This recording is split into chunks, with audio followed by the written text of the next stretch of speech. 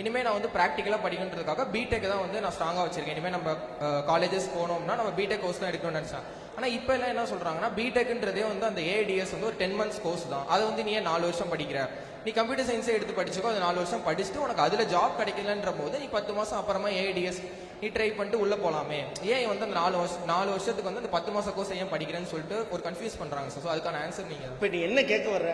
4 வருஷம் படிக்கும், அதுக்கப்புறம் படிக்க மாட்டேன். இல்ல சார், அப்படி இல்ல. ஏடிஎஸ்ன்றதே ஒரு 10 மாச கோர்ஸ்னு சொல்றாங்க. நீ அதை ஏன் 4 வருஷம் படிக்கிற? அதுக்கு பதிலா நீ கம்ப்யூட்டர் சயின்ஸ் எடுக்கலாமே. ஆட் கோர்ஸ் வேணா, நியூ டெக்னாலஜி நீ சொல்ற சிம்பிள். நான் இப்ப அதான் சொன்னேன், எப்படி வந்து சர்க்கியூட் கோர் பிரான்ச்சுக்கு சிவிலோ அதே மாதிரி தான் எலக்ட்ரிக்கல் எலக்ட்ரானிக்ஸ் பேஸ்டு, டெக்னாலஜிக்கு கம்ப்யூட்டர் சயின்ஸ் தான் பேஸ்டு.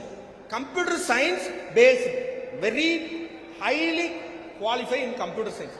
டெக்னாலஜிங்கிறது வளர்ந்துகிட்டு இருக்கிற தொழில்நுட்பம், ரைட்? இன்னைக்கு இந்த வாட்ச் இப்ப 10 வருஷத்துக்கு முன்னாடி வயர்டு இருந்துச்சு, இப்ப வயர்லெஸ் மைக். இப்ப உங்களே எப்படி பிரிக்கிறோம்? கோவிட் முன்னாடி கோவிட் பின்னாடின்னு ஒரு இது பேசினேன். கொரோனாக்கு முன் கொரோனாக்கு பின். கொரோனாக்கு முன் எப்படின்னா வாத்தியார் சொல்றதை கேட்டுக்கிட்டு இருந்தான். கொரோனாவுக்கு பின் எப்படி கூகுள் பிளாட்ஃபார்ம்ல அது என்ன ஜூம் மீட்டிங் சொல்றதை கேட்டுக்கிட்டு இருக்கேன். அம்மா சடை பண்ணிக்கிட்டே, அம்மா எங்க டீச்சர்மா இது எப்பவுமே தோசை ஊத்துமா தோசையா அப்படிங்கிறான். பைக்ல போயிட்டு இருக்கேன். டேய் மச்சான், நல்ல படத்துக்குடா போடான்னு இவர் கிளாஸ் நடத்திட்டு இருக்காரு. Is a equal to equal to பைக்ல காது. ஏய் மைக் ஆஃப் பண்ணுங்க. அதுல அவரே சொல்லிடுறாரு, மைக்கே ஆஃப் பண்ணுங்க, கேமராவே ஆஃப் பண்ணுங்க. என்ன பண்றது?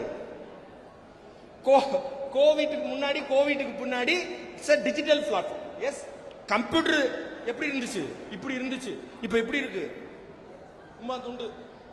இதுதான் டெக்னாலஜி. சோ பேஸ்ட் ஆன் அதுல எல்லாமே என்னது, செமிகண்டக்டர், எல்லாமே செமிகண்டக்டர்.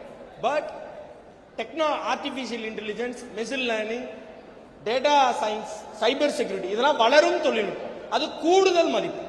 அதனால அதுக்கு நல்ல ரெக்ரூட்மெண்ட் இருக்கும். நல்லா தெரிஞ்சுங்க, நீங்க எந்த கோர்ஸ் படிச்சாலும் நீங்க கொஞ்சம் ஆட் ஆன் வேல்யூ, அதுக்கான மதிப்பை கூட்டிக்கிட்டே இருக்கணும். மதிப்பு கூட்டுனா என்ன? எப்படி நான் அந்த மற்றவங்களுக்கு எனக்கு என்ன டிஃபரெண்ட், கோட்டு போட்டு வந்தேனா இல்லையா? போட்டோல 5 பேர்ல ஒரு ஆளு தெரியும். அது மாதிரி உங்க கோர்ஸுக்கு என்ன மதிப்பு கூட்டுனா உங்களோட அந்த படிக்கிற ஸ்கில் கூடுதல். ஏஐ டூல் படிக்கலாம்.